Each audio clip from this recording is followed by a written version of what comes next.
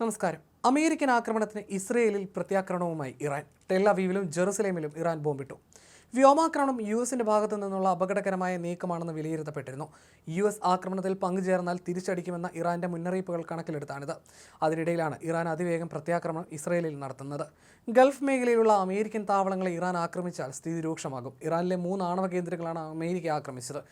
ഇതിന് കൂടുതൽ വിവരങ്ങൾ വൈറ്റ് ഹൗസും പെന്റഗണും പുറത്തുവിട്ടിട്ടില്ല. അതിനിടെ ഫോർഡോയിലെ ആക്രമണങ്ങളിൽ യുഎസ് 6 ബങ്കർ ബസ്റ്റർ ബോംബുകൾ വർഷിച്ചെന്നും മറ്റ് ഇറാനിയൻ ആണവ കേന്ദ്രങ്ങളിൽ 30 ടോമാഹോക്ക് മിസൈലുകൾ പ്രയോഗിച്ചെന്നും ഫോക്സ് ന്യൂസ് റിപ്പോർട്ട് ചെയ്യുന്നു. ഇസ്രയേലിന് പിന്നാലെ ഇറാനെതിരെ കടന്നാക്രമണം നടത്തിയ അമേരിക്ക നൽകിയത് യുദ്ധത്തിന് സന്നദ്ധമാണെന്ന സന്ദേശമാണ്. ഇറാനിലെ 3 ആണവ കേന്ദ്രങ്ങളിൽ ആക്രമണം നടത്തിയതായി പ്രസിഡന്റ് ഡൊണാൾഡ് ട്രംപ് പറഞ്ഞു. ഫോർദോ, നദാൻസ്, ഇസ്ഫഹാൻ ആണവ നിലയങ്ങളിലാണ് ആക്രമണം നടത്തിയത്. ഇറാനെ ആക്രമിക്കുന്ന കാര്യത്തിൽ 2 ആഴ്ചയ്ക്കകം അമേരിക്ക സൈനിക നടപടി പരിഗണിക്കുമെന്നാണ് ട്രംപ് നേരത്തെ വ്യക്തമാക്കിയിരുന്നത്. എന്നാൽ ഇന്ന് ഇറാനിൽ കടന്നാക്രമണം നടത്തുകയായിരുന്നു ട്രംപ്. ഇറാനിൽ ഇസ്രയേൽ കടന്നാക്രമണം ആരംഭിച്ചതിന് ശേഷം 10ാം ദിവസമാണ് അമേരിക്ക ഇറാനിൽ നേരിട്ട് ആക്രമണം നടത്തുന്നത്. ആക്രമണം പൂർത്തിയാക്കി യുദ്ധവിമാനങ്ങൾ ഇറാന്റെ വ്യോമ മേഖലയിൽ നിന്ന് മടങ്ങിയെത്തിയെന്നും ട്രംപ് തന്റെ സാമൂഹ്യ മാധ്യമമായ ട്രൂത്തിലൂടെ അറിയിച്ചു. ഇനി ഇറാൻ ആക്രമണം നടത്തരുതെന്നും അമേരിക്ക ആവശ്യപ്പെട്ടിരുന്നു. ഇതിന് പുല്ലുവില നൽകിയാണ് ഇസ്രയേലിൽ ഇറാൻ മിസൈൽ വർഷം നടത്തുന്നത്. ഇത് സംഘർഷത്തിന് പുതിയ മാനം നൽകും. ലോകത്തിലെ മറ്റൊരു സൈന്യത്തിനും ഇറാനിൽ ആക്രമണം നടത്താൻ കഴിയില്ലായിരുന്നുവെന്നാണ് ട്രംപ് പറയുന്നത്. അമേരിക്ക, ഇസ്രായേൽ ലോകത്തിനും ഇതൊരു ചരിത്രപരമായ നിമിഷമാണെന്നാണ് അദ്ദേഹം അവകാശപ്പെടുന്നത്. ഈ യുദ്ധം അവസാനിപ്പിക്കാൻ ഇറാൻ തയ്യാറാകണമെന്നും ട്രംപ് ആവശ്യപ്പെട്ടു. അമേരിക്കൻ സൈന്യത്തെ അഭിനന്ദിച്ച ശേഷമാണ് ലോകത്തെ മറ്റൊരു സൈന്യത്തിനും ഇത് ചെയ്യാൻ കഴിയില്ലായിരുന്നുവെന്ന് ട്രംപ് അവകാശപ്പെട്ടത്.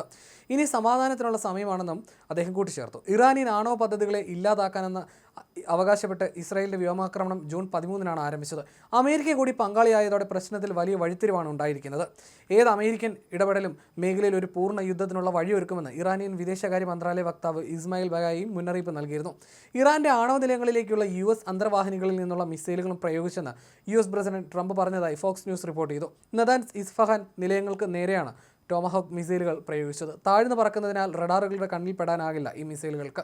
ദീർഘദൂരം സഞ്ചരിച്ച് കരയിലെ ലക്ഷ്യങ്ങളെ കൃത്യമായി ആക്രമിച്ച് തകർക്കാനുള്ള ശേഷിയുണ്ട് ഈ സബ്സോണിക് ക്രൂസ് മിസൈലിന്. മദർ ഓഫ് ഓൾ ബോംബ്സ് എന്നറിയപ്പെടുന്ന GBU-43B massive ordinance air blast ബോംബുകൾ 6 എണ്ണം പ്രയോഗിച്ചതായി ട്രംപിനെ ഉദ്ധരിച്ച് ഫോക്സ് ന്യൂസ് റിപ്പോർട്ട് ചെയ്യുന്നു. ഇറാൻ ഇസ്രായേൽ സംഘർഷം 10ാം ദിവസത്തിലേക്ക് കടക്കുമ്പോഴാണ് യുഎസും ആക്രമണത്തിൽ പങ്കാളിയാകുന്നത്. ആക്രമണം നടത്തിയ സൈന്യത്തെയും ട്രംപ് അഭിനന്ദിച്ചു. ഇറാന്റെ യുറേനിയം സമ്പുഷ്ടീകരണത്തിന്റെ മുഖ്യ കേന്ദ്രമാണ് നദാൻസ്. ടെഹ്റാനിൽ നിന്ന് 220 കിലോമീറ്റർ തെക്ക് കിഴക്കായി സ്ഥിതി ചെയ്യുന്നു. ഇറാന്റെ മധ്യപീഠഭൂമിയിലുള്ള ഈ കേന്ദ്രത്തിന്റെ പ്രധാന ഭാഗം ആഴത്തിലുള്ള ഭൂഗർഭ നിർമ്മിതിക്കകത്താണ്. ഉയർന്ന തോതിൽ ആണവ പദാർത്ഥങ്ങളുടെ വേർതിരിക്കലും സമ്പുഷ്ടീകരണവും നടത്തുന്ന കാസ്കേഡ് സെൻട്രിഫ്യൂജ് നിരയും ഇതിനകത്തുണ്ട്. ഇസ്ഫഹാൻ ആണവ സാങ്കേതിക വിദ്യാ കേന്ദ്രം ടെഹ്റാനിൽ നിന്ന് 380 കിലോമീറ്റർ അകലെയുമാണ്. ഇവിടെ ആയിരക്കണക്കിന് ആണവ ശാസ്ത്രജ്ഞർ ജോലി ചെയ്യുന്നുണ്ട്. യുറേനിയം കൺവേർഷൻ പ്ലാന്റും ഇവിടെയുണ്ട്. ഇറാന്റെ ആണവ പരിപാടിയുമായി ബന്ധപ്പെട്ട 3 ചൈനീസ് റിയാക്ടറുകളും ലബോറട്ടറികളും കൂടി ഇവിടെയുണ്ട്. ഇതെല്ലാം അമേരിക്ക ലക്ഷ്യമിട്ടെന്നാണ് സൂചന. ബങ്കർ ബസ്റ്റർ ബോംബുകൾ വഹിക്കാൻ ശേഷിയുള്ള B-2 സ്റ്റെൽത്ത് വിമാനങ്ങൾ ഉപയോഗിച്ചായിരുന്നു അമേരിക്കൻ ആക്രമണം. അമേരിക്കൻ യുദ്ധവിമാനങ്ങൾ പസഫിക് സമുദ്രത്തിന് കുറുകെ പറന്നെന്ന റിപ്പോർട്ടുകൾ പുറത്തു വന്നതിന് പിന്നാലെയാണ് ആക്രമണം നടത്തിയെന്ന വാർത്തയും വന്നത്.